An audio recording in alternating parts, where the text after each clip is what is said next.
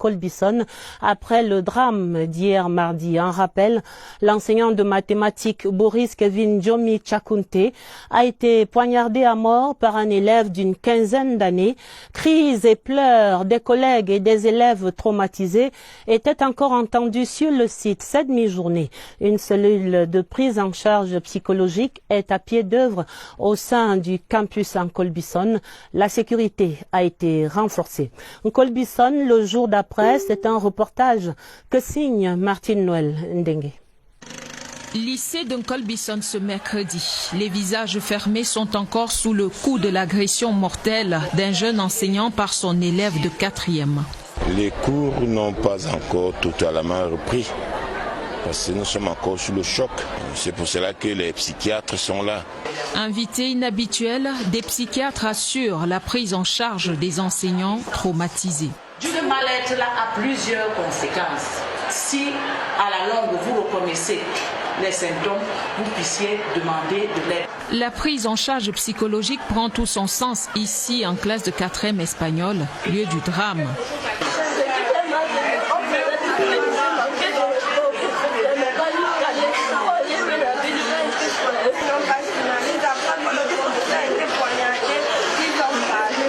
La majorité vit sous le choc, malgré l'indifférence de cet élève dont le comportement n'est pas net.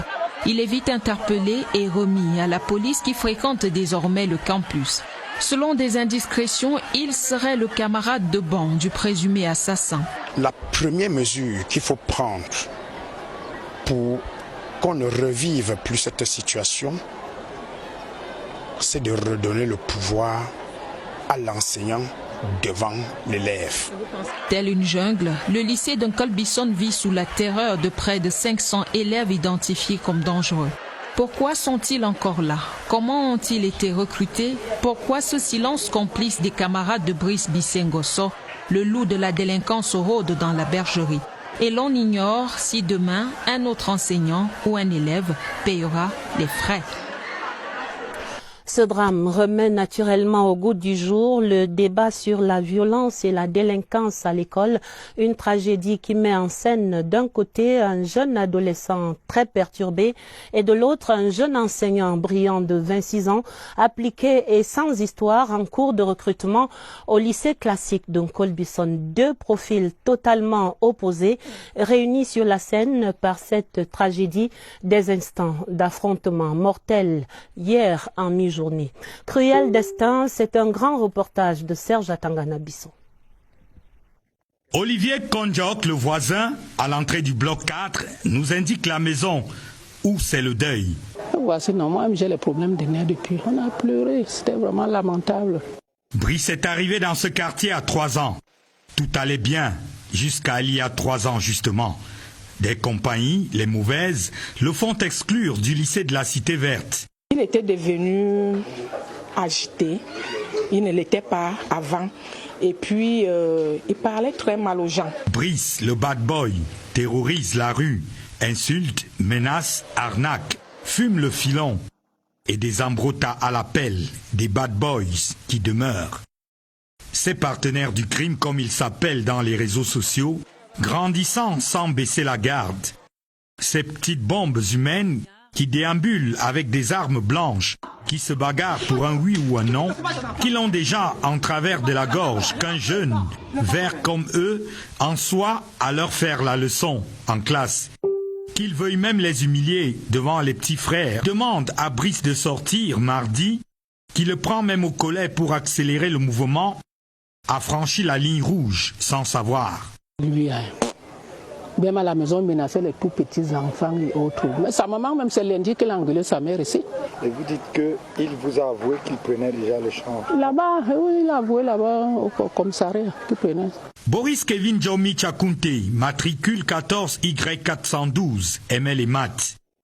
Un militaire qui tombe au front, un policier pris par une balle de malfrat, un journaliste à la limite, reporter de guerre, on va se dire, ce sont les risques évidents du métier. Mais un enseignant, blouse blanche, compas, qui tombe, craie en main. Bon mémoire, en géométrie. C'est un gâchis pour la société. C'est un événement isolé, mais qui interpelle à la fois les formateurs que nous sommes, les parents, ainsi que l'ensemble de la communauté. Maître assassin et victime dans ce même reportage, presque un outrage. Maurice a dérangé d'être trépassé là où d'autres sortent juste blessés sur le corps et dans l'âme. S'il n'avait été que blessé, serions-nous alors encore si indignés? 24 heures après, j'accuse. Shocking, disent les Anglais. Et pour aller plus loin dans ce débat, j'accueille à présent sur ce plateau Karine Olive Yabit. Bonsoir Karine.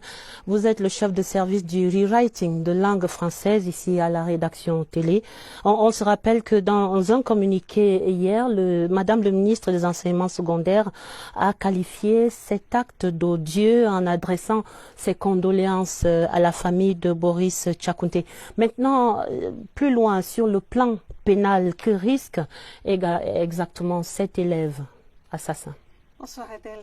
Il faut dire que nous sommes ici en présence d'un crime commis par un mineur âgé de 17 ans. Il est donc, selon la loi camerounaise, pénalement responsable. Une enquête étant ouverte, la procédure passera par un juge d'instruction.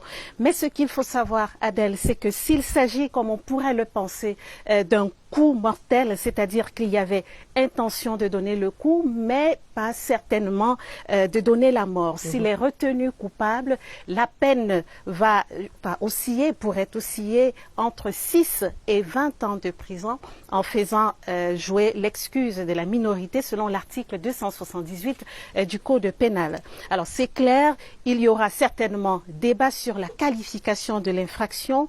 Était-ce un assassinat? L'acte était-il prémédité? S'agissait-il d'une arme dissuasive parce que l'élève était peut-être menacé à l'école? À toutes ces questions et bien d'autres, la justice apportera des réponses. Vous le dites, la justice fera son travail, Karine Olive.